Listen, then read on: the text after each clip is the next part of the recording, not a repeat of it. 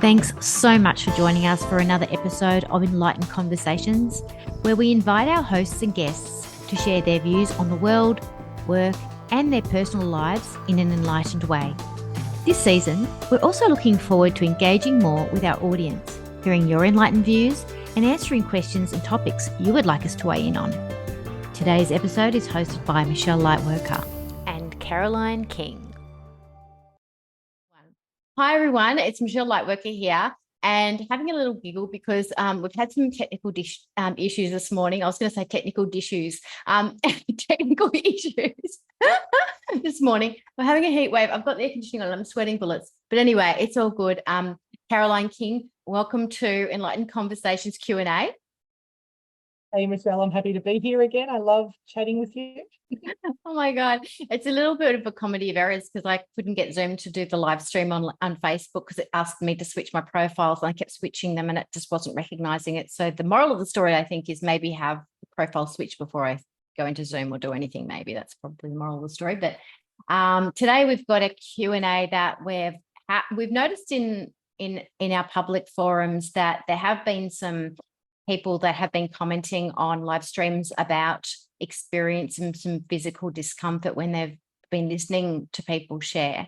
So we're going to be talking about the topic today, or the general question we're answering for society today is, how do we read and resolve physical symptoms when we listen to live streams or other spiritually educated material, obviously pre-recorded like we're doing today. Got to laugh about that. So welcome, Carolyn. Carolyn's been our co-host before on Enlightened Conversations and has also been our guest as well. But Carolyn, do you want to just let everybody know a little bit about you and then we can get started on chatting about the topic?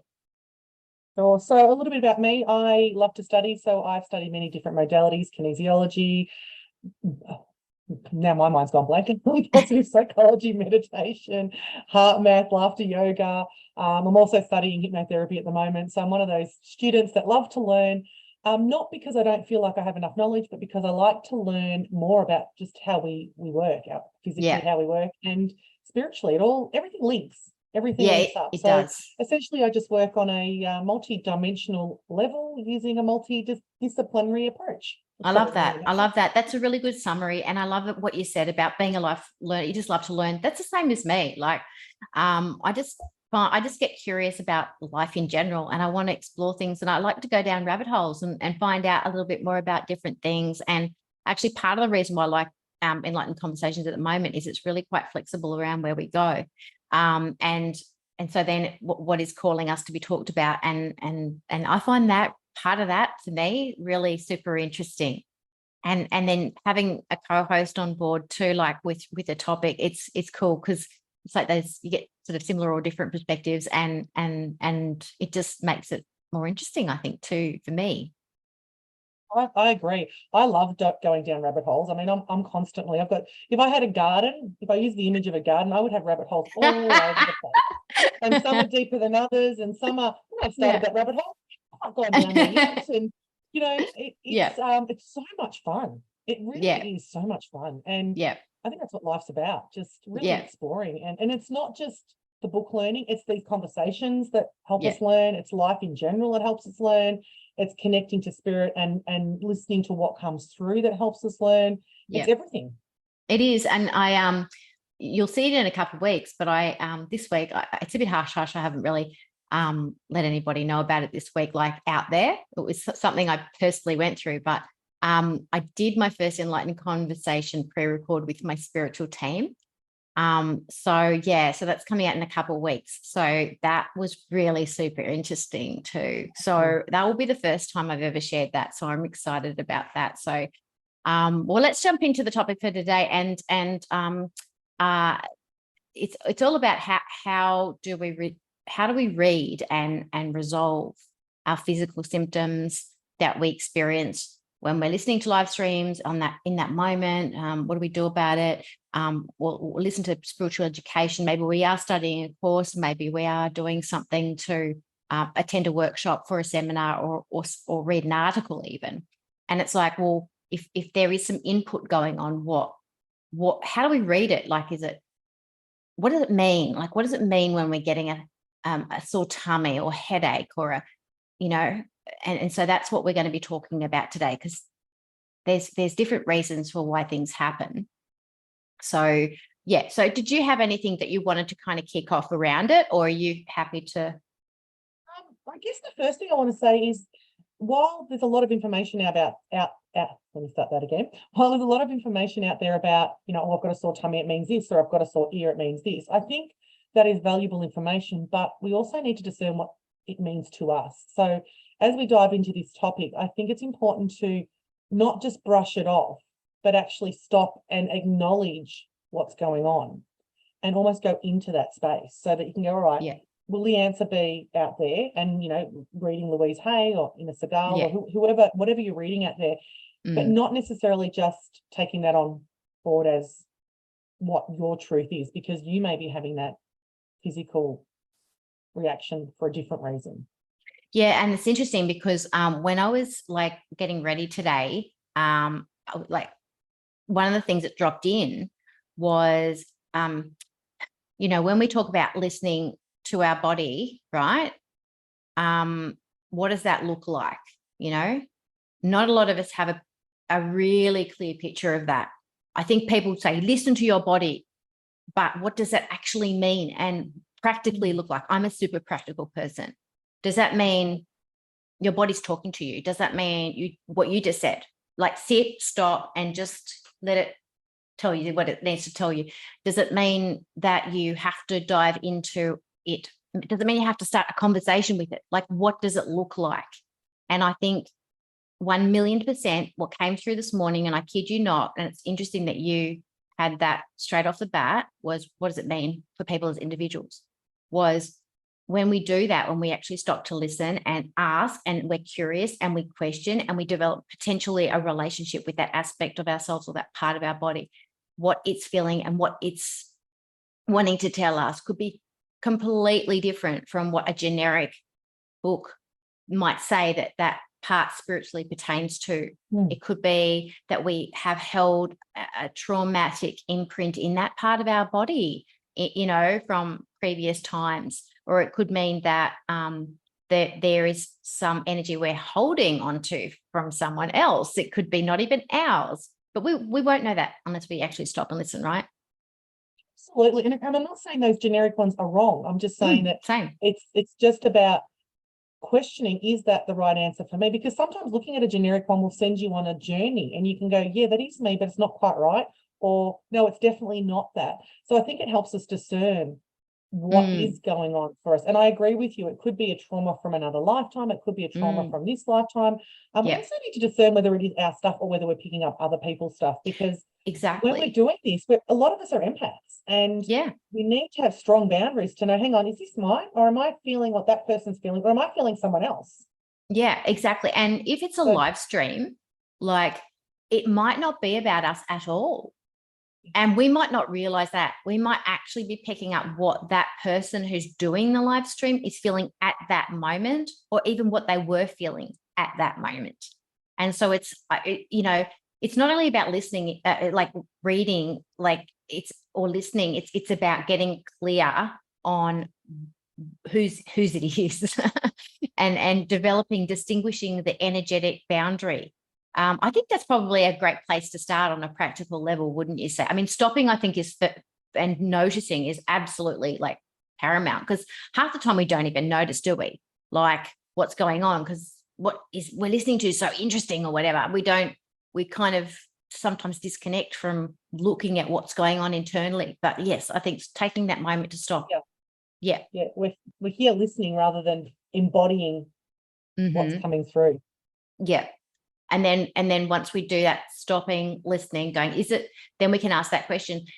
And often you'll feel a shift of some sort, or you might get some auditory or a visual of a no or a yes, or a yes or a no auditorily, or even your body will kind of tell you, nah, it doesn't feel like it's mine now that you've asked me. Like, you've given me the power to tell you. So I'm feeling lighter now. It's not mine. No, it's not mine. That kind of thing can happen. Or it might be the opposite, and we might go, oh God, I've got to get it off me. That feeling of, I've got to get it off. Yeah. So I feel something's on me. Yeah. And I want to throw a curveball in there because, you know, if Mm, you're watching a live stream and something comes on, whatever you're feeling, if it is yours, it may not even be related to the live stream. There could be other stuff going on too. So that's the other, mm, just to throw a curveball in there. If you've got a mm, funny tummy and you're watching a live stream and you've discerned, yes, this is my stuff, mm, it may not be what you're listening to. Maybe something's going on with another family member because we are all mm. connected. It's also not just discerning whether it's yours, but is it related to what I've just heard, or is there something else going on? So that might be another question to ask. Oh my God, I love that. That actually happened to me this morning. So yes, and I had to go, oh, is this about, and I just had to go around, is this someone I know? Is this someone, like I actually had to do a few questions because I was feeling, I didn't have any of my own. I was feeling some anxiety. And I was like, I'm not really that anxious. I'm super excited about talking to Caroline about this topic. I don't have that sort of, oh gosh, I'm really worried, and, you know, that kind of energy around it. I was really excited. So I was like, this is okay, if this isn't mine, whose is this about? And then it was, and this is how much we can go through life, and it's so bloody obvious, but we don't realize it even for even if we're good at it. But I just literally gotten off the phone to somebody, and it was probably about half an hour later. And they were, you know, kind of telling me about something that they were going to do for the first time in a long time after they'd had an operation. And I was like, oh, yeah. And it was a very light conversation, but they said, oh, yeah, I'm feeling a bit nervous, kind of thing. And I'm like, oh, actually, I think it's about her. Like, you know, I was, yeah, just, oh, okay, you got it. Right. Okay. So, yeah, maybe there was some stuff coming up about going back to work and that kind of stuff. So yes, so stop. So asking if it's ours, maybe asking whose it is it, you know, if it's not mine, isn't, if it's not related to this live stream, whose it is it to do with something completely different, not to do with this live stream or this educational material. Yeah, that's great. I like those, that just to help us. And then maybe having a conversation saying, well, what is this about? Like, it's okay to ask the question. Like, people go, well, how will I know? How do I, why don't you have a conversation? Like, just ask the part of your body, what is this about? What are you trying to tell me? Yeah. I agree 100%. And I think the problem with questioning is people expect an answer, and we're not always going to get an answer straight away. That's the other thing. Yeah. Sometimes just asking the question, is it mine? Yes. Oh, it's not. And it just shifts. Like you said before, it just shifts. Yeah. If it is yours, having that conversation, asking a question, okay, what are you trying to tell me? If you don't get an answer straight away, it's okay. It's okay. Just the fact that you've asked a question, it's like you're validating whatever it is and giving it the chance to speak, giving it, and it may not be straight away, but something will come through reasonably. I find, generally speaking, it comes through very fast for me. But if it doesn't come through for you straight away, the fact that you've opened that dialogue, I think, is really important. So the question, that's a good point. And I think when you're talking about that, I'm also feeling like just by asking the question, we're also giving the universe permission to send us some information through signs and people and things like that. Whereas if we don't ask the question and we're not willing to know, or we're just kind of not even paying it any attention, it sort of doesn't give the universe that opportunity to have it on our radar. Like, because our brain is set up. There's a part of our brain that is set up when we set an intention for something that will notice things very quickly. I can't remember what it's called, but it's the shortcut name is called the RAS. But it's a bit like when I say, you know, I bought a red car, or just if I bought a red car and then I notice all the red cars, all the red in that model. It's kind of a little bit like that. When we actually set an intention that we want to know something, it's a similar thing. That similar thing kicks in, and then we wonder, why didn't I say this before? It's because we had to be willing, right? absolutely, we have to put it out there. I agree with you 100%. It's like it turns the brain on to accept that message. It's like the receiver goes up. All right, I want an answer to this. And it could be, you could get the answer in the live stream, or you could get the answer straight after the live stream, or it'll come to you in a thought, or it'll come, there's so many different ways. But I agree, it's like putting the antenna up and going, all right, I need an answer to this. Yeah. Yeah. It's like being in a course. Like when you're learning, if you're in a course and you're not asking questions, you don't understand something, and you're not understanding something. If you don't ask the question, you don't get the answer. Exactly. You can sit there just I'm too scared to ask the question. No, just ask and just see what comes through and trust. Sometimes it's a journey. Sometimes it's an instant answer, but sometimes it's a journey. Exactly. And I think that sort of moves us into the second bit of resolving issues that come up, like or physical symptoms, resolving those physical symptoms. And I agree with you that sometimes it's a journey and it was triggered at that moment, but it may take some time to resolve, and it might involve making different decisions, changing our lifestyles, all those kind of things. It might be quite a little bit involved with all of that, but the trigger was there. But we need to follow the thread and be willing to follow the thread, keep an open mind and keep open to the signs and keep open to the resources dropping in as well to help us. It's a similar thing in the resolving, isn't it? We have to be willing to have the resources to resolve it, not just to look at it and know what it is, but also and go, well, I'm just going to resolve all this on my own, but be open to whatever resources are required to really resolve that, right? Absolutely. And sometimes those resources mean leaning into somebody else, a healer or a kinesiologist or a doctor. You know, it depends on what's going on. Sometimes you get a message where you do need a GP. Definitely. And you need to go, you know, it's not always one way or the other. It's actually utilizing all the resources that you have around you to help you get to the core of what that trigger, what that sensation is. Because sensations can be, like we said, it can be a trauma from the past, or it could be a message from your body going, hey, you need to go to the GP and get this fixed or looked at least. I know I've found sometimes I've had something going on. I've gone to the GP. They've given me clarity on what's going on. Sometimes I've been able to heal it without any other medical intervention. It's just the awareness of, oh, that's what that is. I know I cleared a big bursitis on my elbow just by knowing what bursitis was. Googled it, cleared it within 3 days. Once I knew what it was, I didn't need any assistance. And then there have been other times where I have needed medical assistance. So, you know, and sometimes it's a kinesiologist or a healer or chatting to a friend. So it's those resources are wide. And I think that's part of the listening. The listening isn't, you may not get the answer, but you may get the guidance to go and chat to somebody. Yeah. And who's to say that the reason why you don't have that symptom, or you have that symptom right now, is not because you need to go on a journey to the other experiences that will educate you in ways that you wouldn't have been educated otherwise. So I think when it gets to the physical body, there's this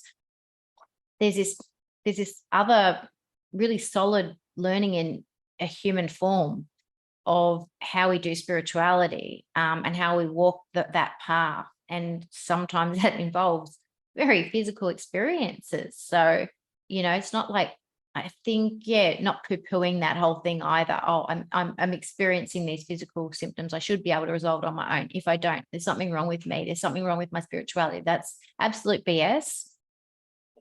And obviously, you know, I've gone through that over the last year. I've had a number of surgeries, and you know, getting that whole, oh, I'm spiritual. And I was lucky. I guess I had the awareness that I never blamed myself for getting either the breast cancer or the gallbladder situation.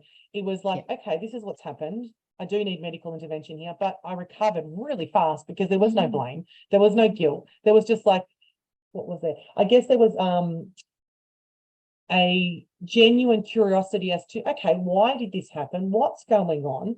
Let me talk to it. I didn't just have the breast cancer and go, it's out. I actually dove in. I actually spoke to the cancer. What's going on? Why is this happening?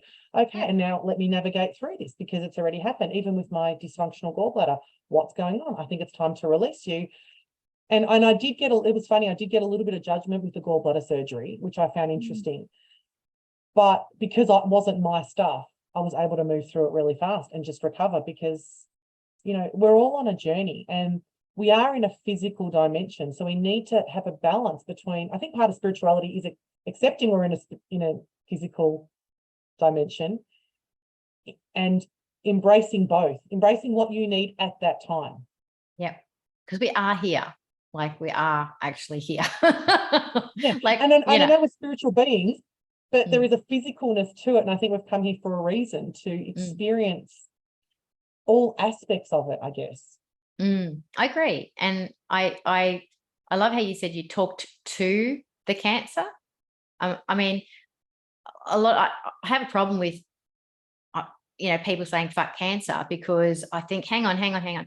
There's there's never no reason why something's happening for us. So if it's an annoying experience, I get that. We have a right to feel angry at it. Sure. Okay. But I think I love the way it triggers in me, because I'm like, hang on, but there could be a gift in this we're missing if we're just saying that. Because I know how much it's brought people together. Like, even when I think about the, cancer community, how amazing. People support each other and they love each other, and there's no judgment around shaving your heads and just a whole heap of things. Like, there's a lot of gifts there that I go, wow. So when it comes to you talking to it, could you provide any, I guess, tips on how you did that or how that worked for you that might help other people? I guess I created a meditation, but for me, because I create my own meditations in my head when I'm in that space, I literally just went in with the intention of chatting with the cancer and took my awareness to the spot where it was and just sat with it in silence, essentially. I say I talked to it, but I actually probably listened to it more than I talked to it. So I sort of sat with it and said, why are you here? What is this to teach me? And it wasn't a one-off conversation. So I have to say that, there was initial, oh yeah, there's some anger in here and there's all this stuff. And it was funny, I wasn't angry at the cancer. The cancer was a result of anger.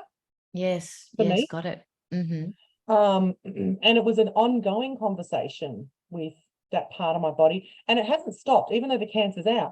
I still physically don't have a breast. So there is a flatness here that I am very fond of touching. I know it sounds really odd, but because there's nothing there, it's me healing and connecting with that space. That's because so beautiful. It is still healing. Yeah. And I'm constantly sending that area love. Yeah. And it's brought up a lot of different aspects for me to face, that if your physical body doesn't look like everybody else's, that's okay. And I'm not just talking about being overweight or being too skinny or whatever else, but if I don't wear a prosthetic, I'm lopsided.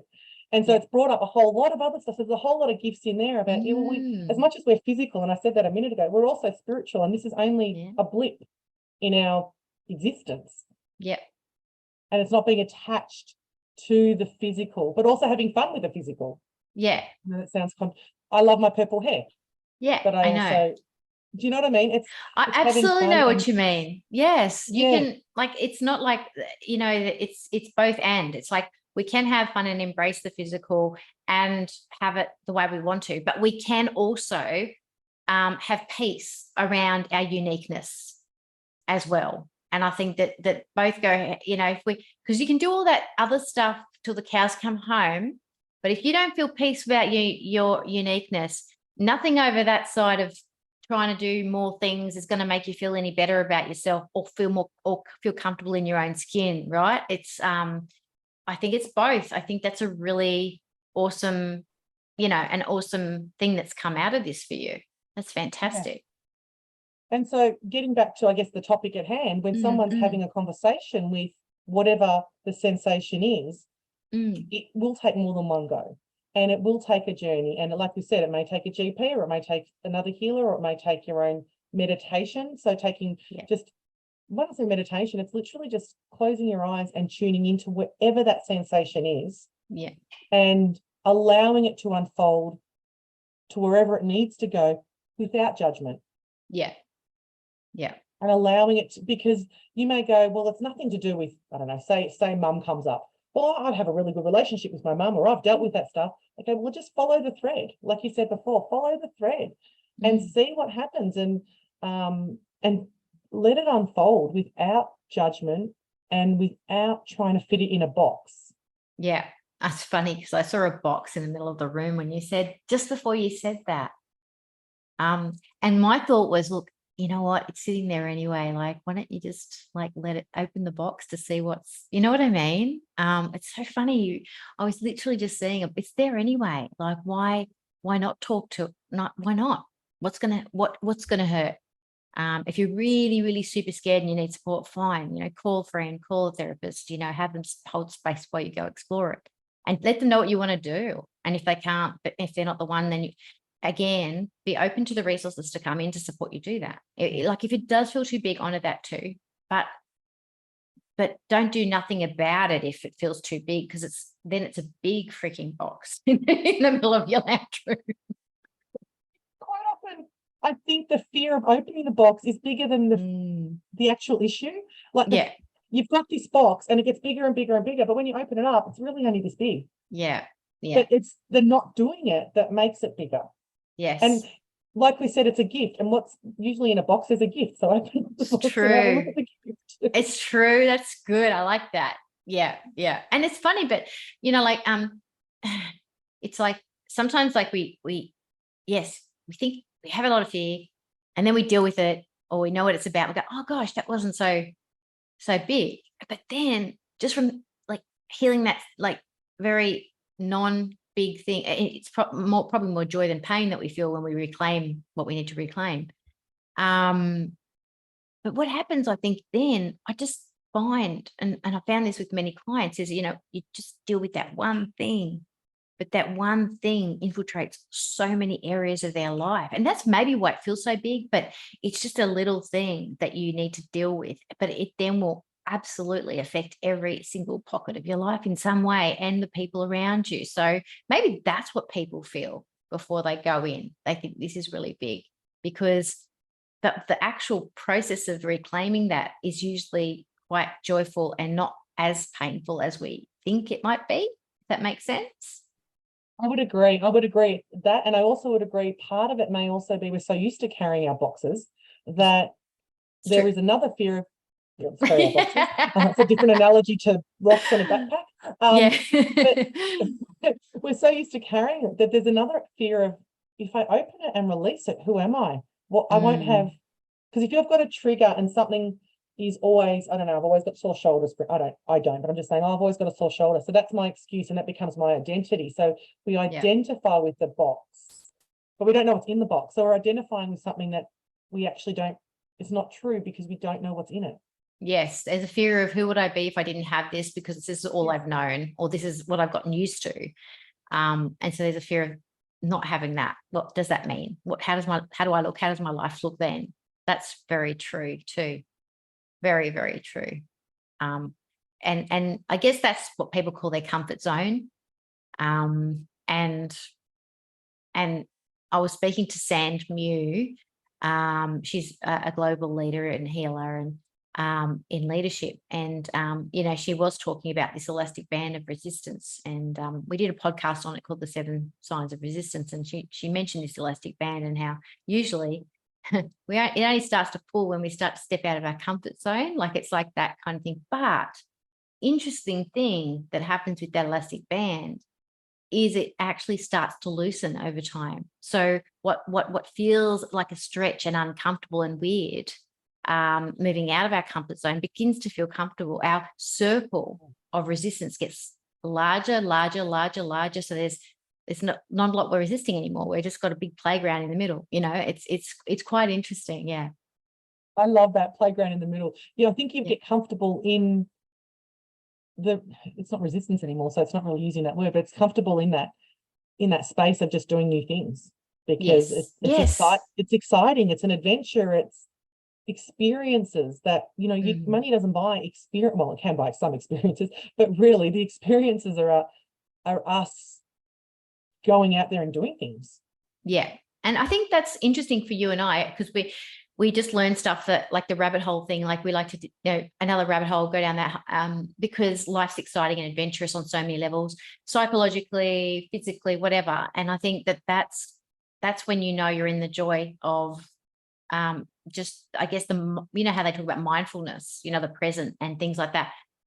I don't think that's all about sitting in silence and just listening to your breathing. I'm more about being mindful that every part of me and every aspect is switched on to be engaged in this life. So it's not just about I need to be mindful and watch my thoughts. And mindfulness for me is about minding and being full of all of me. Yeah, I would agree. All aspects, whatever it is. I mean, there may be a time for a little bit of quietness, but that's not life. Sure. Life is not sitting in a cave meditating all day. Life is actually going out there and interacting with others and learning whatever we want to learn, and we learn through interacting with others and experiencing life. So and it's being mindful in those moments and experiencing those moments, and that's what helps us really grow. And when we do that, I feel that mindfulness that you've just explained, when we're able to do that, I find those little sensations that we get when we're watching a live stream, we will have an answer a lot quicker, because our awareness is open to whatever answers come through without being restricted on any kind of belief system. So we just open ourselves up, and it happens faster. Life just happens faster, and we just keep going and going and going, and we just get answers faster, and we get more, and life just gets more exciting, and you can find the excitement in every moment. There's less fear, there's more joy and more clarity on, and so like this morning, I'm like, why would that be there? Like, it was like, it wasn't even, it was just a question. So like, what would that be about? It was just literally asking that question. And then it just came to me, oh, okay, of course. Yes, that makes so much. And then it went away. And it's funny how quickly on a physical level, things just resolve very quickly when you just realize what they're about. It's quite phenomenal. It really is. And I think that's where, as much as we said we're physical bodies, that's where I think we've missed, so a lot of people have missed the boat, that we can change our physical bodies like that.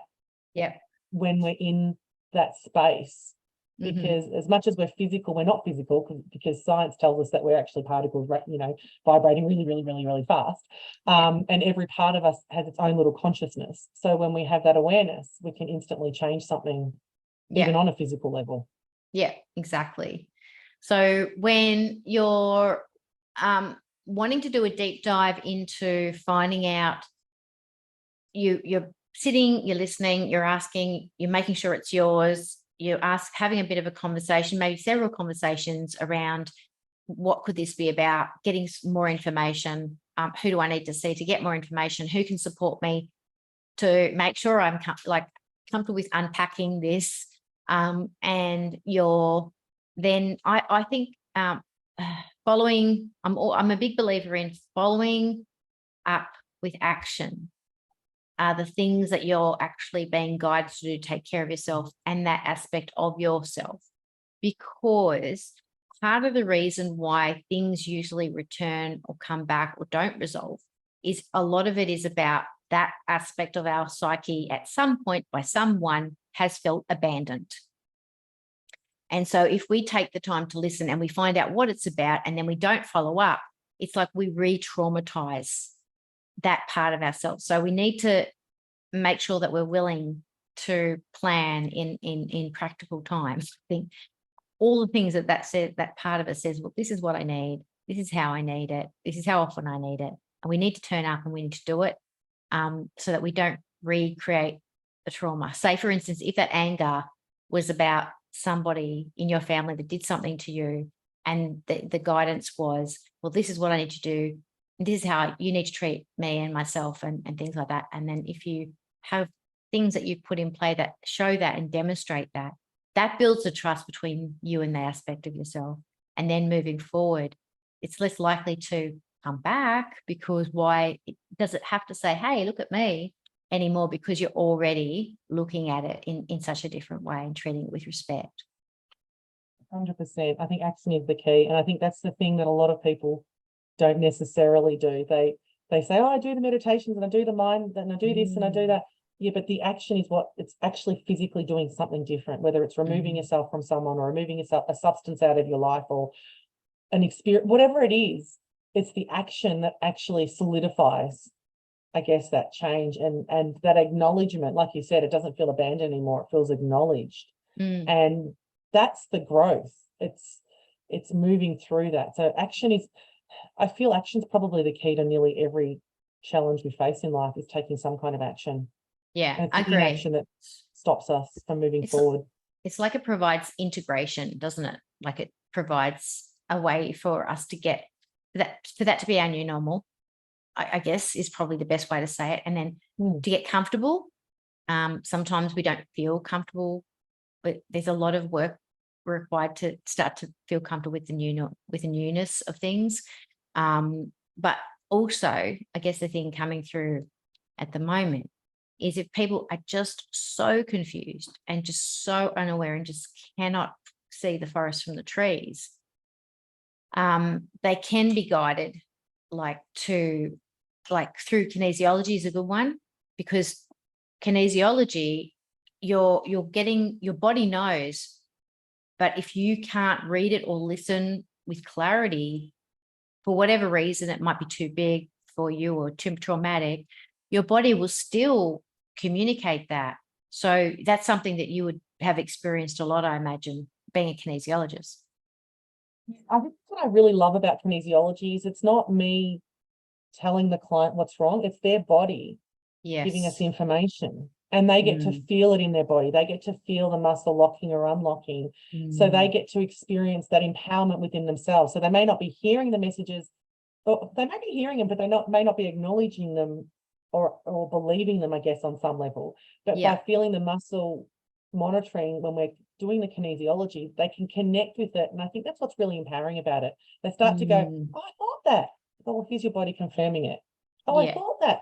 And it's that it builds the relationship of trust between your body and what you hear your body saying to you. So that's what I love about kinesiology, really.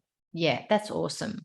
And I think it also gives people like a starting point if they've never done anything before relating to like a body-based understanding of how our body communicates, or it just starts to build some kind of connection, doesn't it, with the body and the energy connecting to the, I guess, yes, is the astrality and the feeling realm, and the resolving of trauma and things like that. And it actually really helps to help people to physically make that connection as well. And I think that's really awesome. So people can always do that if they feel like they just can't see the wood from the trees and they need some support with that.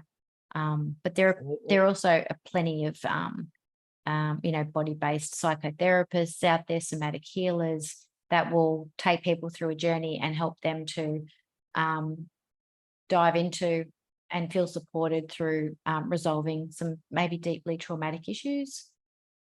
And I think there's different modalities. I mean, I say I love kinesiology, but there is intuitive work. I do the intuitive work as well, where there isn't kinesiology in there, and it just depends on the person, it depends on the situation, and it depends on what's needed at that time.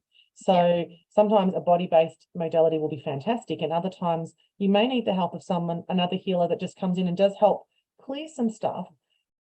But when that happens, there still needs to be some kind of responsibility and action at the end of it, just an awareness, just to acknowledge it so it doesn't feel neglected, like you said, or abandoned. Yeah. So everything's there's so many things out there. I guess everything will just need to be treated with whatever it needs at the time. And I guess that's starting to listen to your guidance. And if you're not even sure of what your guidance is, then it's just noticing what comes across in your social media pages, or what a friend says to you, or a friend might say, oh, I saw an awesome past life regressionist, or I saw an awesome Reiki person, or a kinesiologist, or a somatic healer, or a Bowen therapist, or whatever it is. Yeah. That may be the universe saying, hey, you need to see either that modality or that person.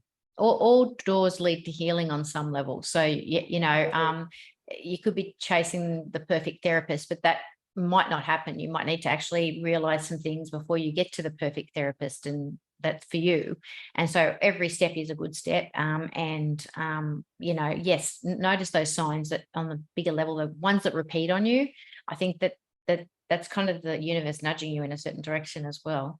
And the other thing I want to speak to as well, just in terms of, listening to a live stream, sometimes when we're listening to people share on a high vibrational level, they're going through like a process of talking about, like it might be their toning or light language, or speaking to something really elevated. And it's like, I feel like the physical symptoms that we're feeling could have a lot to do with changing like our frequency to lift to ascend to a higher frequency permanently, or just for that moment, to give a little bit of a you know, little bit of a tune up for whatever reason we need, or it could be nowhere where we're moving to that. It could be that we've listened to somebody, we come away from it, and then we get sick because we're going, crap, I'm there, I'm ready to release. So I guess I call those ascension symptoms. A lot of the time it could be a feeling a bit of a tummy thing, or a headache, or a nauseousness, a bit of a fever sometimes, a little bit of a it tends to come on a little bit of a feeling like it's a viral rather than a cold, like without the sort of snot for me, but that's just me. I mean, it could be snotty for other people, but for me, it's more just a feeling of feeling a bit off, but I know I'm okay. I'm not off. But I could still feel tireder, lethargic, a little bit. I just don't want to do anything kind of feeling without feeling depressed, but just does that ever happen for you? Like, do you get Yeah. a certain Yeah. set of symptoms? I think for me, it's more tiredness, sometimes a bit headachy. Mm, You can't not be influenced by somebody. If you're listening to someone that's in a high vibration, or they're lifting the vibration, or if you're reading something that's high vibration, it's going to impact you in some way, because it can't not. It's yeah. just because it's been brought into your awareness, so there's going to be some impact. And yeah, for me, I think it's more headachy and tiredness and a bit of blarness, but I don't fight it. I just know, okay, my body just needs time to chill. Yeah. And that might mean, no social media, just an early night, or it could be, sometimes it might be just vegging on the couch, watching something really lighthearted, like Big Bang, or something that just makes me laugh. Yeah. And something I've watched 100 times, so I'm not really invested in it. Yeah. Like Friends. I like to go down the Friends Friends and route. Big Bang are my two. Yeah. Because Or Seinfeld. That's always a winner. see, I can't watch that one. That one's just. Yeah, too icky. But we all have our own little shows, and Yeah. it's not a waste of time, because our brain knows it. We're not invested in the show, which gives our mind and our body and our soul a chance to mindlessly watch it. And this is where we go from mindful to mindless, to allow our body just to recalibrate and to do whatever it's doing. I agree. You can't think our way to healing, and thinking takes up a lot of energy. And I don't think people realize that. And I think with children, that's especially true. A lot of the time we want to get them to be a smart child by thinking their way earlier. And actually, the etheric forces take a lot of energy when they're thinking. So then it's not working on building their body up. So they end up being small bodied sometimes, bigger headed and smaller bodied. It literally affects children that way. Why would it affect us any differently? If we're straining ourselves to think, and we need to heal our bodies, we need to really, I agree, 100% turn off, watch, for me, it's probably rom-coms and things like that. Just chill and laugh. Laugh is great. And nothing too challenging for the brain.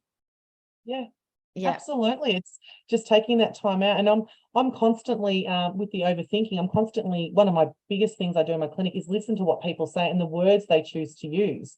Yeah. And pulling them up, because I know they're overthinking something. And I'm going through this with my daughter. She keeps talking about anxiety, and so we have to break it down the other day. I go, honey, what is the anxiety? Because anxiety has this big, it's like I have anxiety and suddenly you've got this big challenge. But if you dive in, you can sort of navigate your way through it sometimes, not always, by, oh, it's a fear. What's it a fear of? Oh, it's this. So you do a little bit of thinking, but then you just let it go, because it's not, words have power. And that's why thinking can be, as you said, overthinking takes too much energy, because words do have power.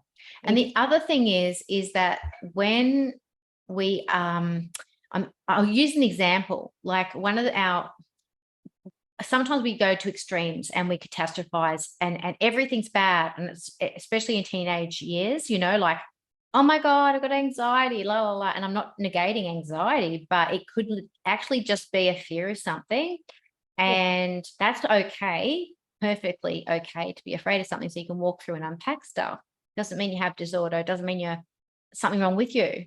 But we can, what catastrophizing does, and it's this aspect that actually takes us away from the core of what we could be working on. So it's actually a defense mechanism. So catastrophizing and being, oh my God, and in the drama actually takes us away from that quiet space we talk about. We have to sit and listen.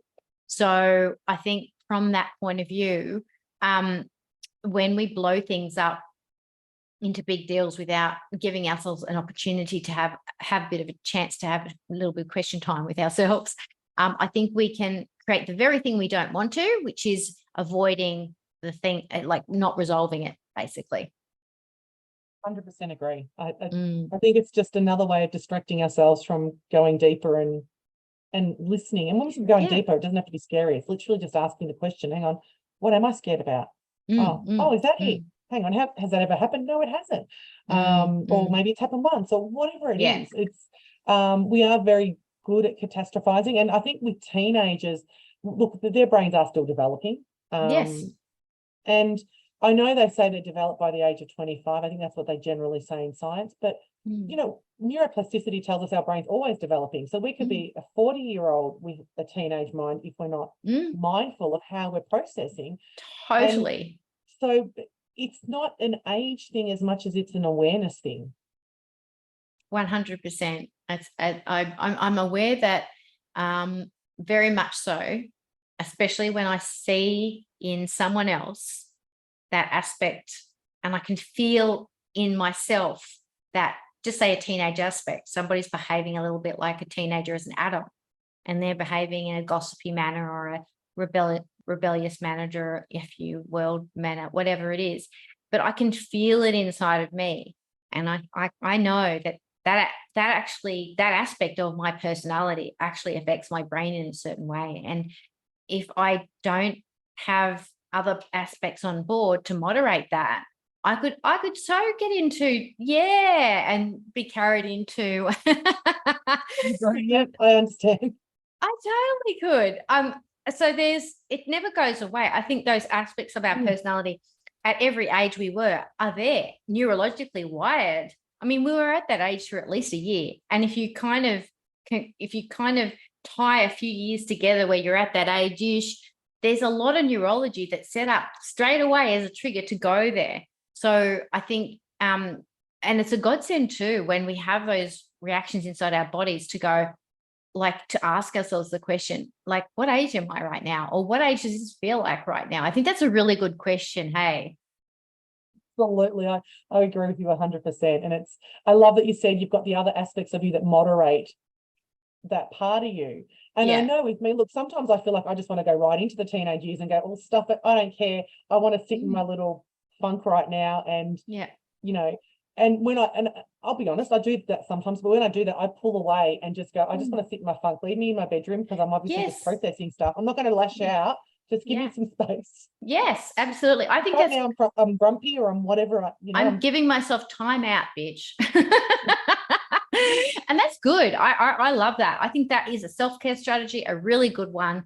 And I think that when we feel saturated with emotion, and it's like we've been triggered, because I reckon, like, our kids will trigger us at every single age. They will trigger us with anything unresolved that needs to come out. Like, I'm a big believer. That's why I've always believed that children are the best teachers. Like, they're amazing. So I'm like, okay, what is this in me? And then so taking ourselves away and just giving ourselves that compassion. Well, we can't go back to any child our age that we're feeling with compassion if we can't sit in that compassion for ourselves. Yeah. So have to have it right now to bring it back. Yeah. And takes some time to get there sometimes. Like we might need to unpack it, have a chat with that part of ourselves, find out why you're distressed, what's happening for you, what do you need, how can we deal with this situation moderately together? You know, how are you feeling about my child? you can have you know, because there's aspects of you that when you're having a conversation with them about how they feel about, they might say, well, I think she's a little fucker or something. Yeah, all right. So how can we reframe this? What makes you think that? And having, like, it's okay. I just think we need to take the judgment out of judgment sometimes, as parts of ourselves are unhealed walking around that need to be validated. And our kids will trigger that off. That's for sure. Absolutely, 100%. I've got 2 teenagers, and I know you're the older. Mine are teenagers, and yeah, absolutely, they're the best teachers in the world. And I guess though, with that awareness, it's allowing them to make mistakes, but also know that we make mistakes, and Totally. talking it through, and then talking to that aspect of yourself and going, wow, that was, yeah, okay, that's a part of me that I need to work on. And it doesn't stop. But when I say it doesn't stop, I get mindful that I don't want to scare people and go, oh, once you start this journey, it never stops. It never stops, but it's not hard. Yeah, it doesn't Once you're mean on it's the hard. journey, Yeah. It's just interesting. yes. And it becomes more like watching it like a movie. It's instead of being thrown into the movie and everything's happening to you all at once. I love that movie, by the way. It's more like watching it like a movie, and that you are really in control of. You can slow things down, you can stop things, you can rewind, you can pause, you can edit, you can do a whole lot of stuff to your movie. So you are the master of your creation. And it's interesting that this has gone from being triggered in spiritual education to being triggered by teenagers as spiritual education. I'm kind of Well, see, everything's linked though, isn't it? Everything, I think and that's the journey we go down. And when we started with being triggered, which is part of our personal development and spiritual development, but life is spiritual development, life is personal development, that life, going on that journey and embracing all aspects of it and finding how you can grow in all the different situations and experiences. Everything's linked. Yeah. You can't compartmentalize and go, right now. You can take time out, like you said, or pause, or take your foot off the pedal, I guess, to use that analogy. But yeah, everything's linked. And and that's on a quantum physics level, everything's linked. Mm. So exactly. why shouldn't all the aspects we've talked about today be linked? Because everything is. It is, indeed it is. And I think that is a wonderful note to end it on today. What do you reckon? It's been a good combo. Yeah, wow, a really powerful one. I've really enjoyed it, Caroline, and thank you so much for your patience earlier on with all the technical stuff. I really appreciate that too. Just goes to show how evolved you are, that when those things happen, it's like water off a duck's back, and we just get on with it. I love that. I love that about you. I really appreciate that about you too. Oh, thank you. And I always love working with you, or love chatting with you, and I love just seeing you go through it too. And you were just patiently trying to figure it out, and eventually it just got to a point where it's like, this isn't going to work. It's not going to work. Do it a different way. Yep. And I love that about you. I love that you just pivot wherever you need to go, wherever spirit needs us to go. Yep. It happened the way it happened, and that's fine. And I was sweating, but that's normal. That's okay too. I was like, that's what happens when I'm a little bit, I went up to work and it's not working. I tend to break out in a bit of a sweat, and I get a bit sweaty. And so for me, it was good for you to see that. I just let myself be sweaty. I was doing a little bit of this before we started, but it's all good. It's all good. It's all good. Yeah, and I didn't have a hot flush, so that was good. Woo. Well, hopefully you're warm enough. It's cold down here in Melbourne at the moment. Is it? Yeah. It's almost heater weather, but I'm not going to put the heater on, but almost. Okay. Oh. Well, I thank you again, and we'll see you everybody next time on Enlightened Conversations. Thank you so much for joining us. Bye for now.